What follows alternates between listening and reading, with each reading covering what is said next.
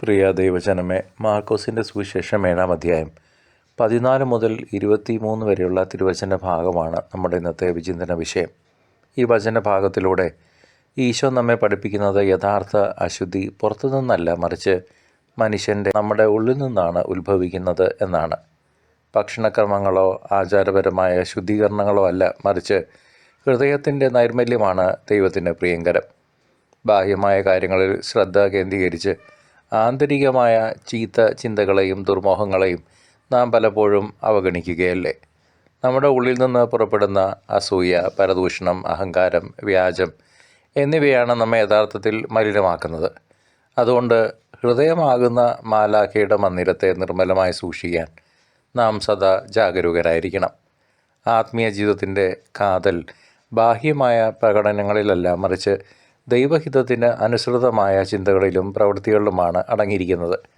വിശുദ്ധ കുർബാനയിലൂടെയും കുമ്പസാരത്തിലൂടെയും നമ്മുടെ ഹൃദയങ്ങളെ കഴുകിപിടിപ്പിക്കാൻ ഈ സുവിശേഷം നമ്മെ ആഹ്വാനം ചെയ്യുന്നു. ലോകം നൽകുന്ന പ്രലോഭനങ്ങളും തിന്മകളിലും വീണുപോകാതെ കർത്താവിൻ്റെ വചനത്താൽ നമ്മുടെ മനസ്സിനെ നമുക്ക് നവീകരിക്കാം.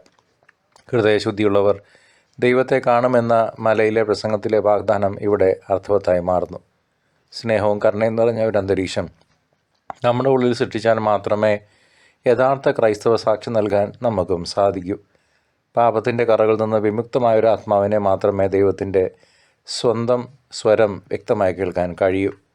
ഓരോ കുമ്പസാരത്തിലും നാം നമ്മുടെ ഹൃദയത്തിലെ മാലിന്യങ്ങളെ നീക്കം ചെയ്ത് പുതിയ മനുഷ്യരായിത്തീരുന്നു. ക്രിസ്തുവിൻ്റെ രണ്ടാം വരവിന് ഒരുങ്ങുന്ന നാം ബാഹ്യമായ മിനുക്കുപണികളേക്കാൾ ആന്തരിക വിശുദ്ധിക്ക് മുൻഗണന നൽകണം.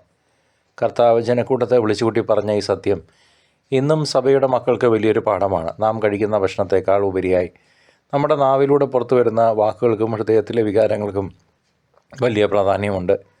ആത്മീയമായ അടിമത്തം ആരംഭിക്കുന്നത് ഹൃദയത്തിലെ കുടിലമായ ആലോചനകളിൽ നിന്നാണെന്ന് നാം തിരിച്ചറിയണം.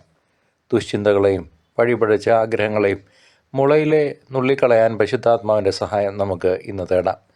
നമ്മുടെ ശരീരത്തെ വിശദീകരിക്കാൻ നമ്മളെടുക്കുന്ന താല്പര്യത്തെക്കാൾ ഇരട്ടി താല്പര്യം നമ്മുടെ മനസ്സാക്ഷിയെ വിശദീകരിക്കാൻ നാം കാണിക്കണം. ദൈവം ആഗ്രഹിക്കുന്നത് ഹൃദയപൂർവമായ സമർപ്പണമാണെന്ന് ഈ വചനഭാഗം നമ്മെ നിരന്തരം ഓർമ്മിപ്പിക്കട്ടെ. സർവശക്തനായ ദൈവം, പിതാവും പുത്രനും പരിശുദ്ധാത്മാവും നിങ്ങളെയും നിങ്ങളുടെ ജീവിതാവസ്ഥകളെയും സമർത്ഥമായി അനുഗ്രഹിക്കട്ടെ, ഇപ്പോഴും എപ്പോഴും എന്നേക്കും. ആമേൻ.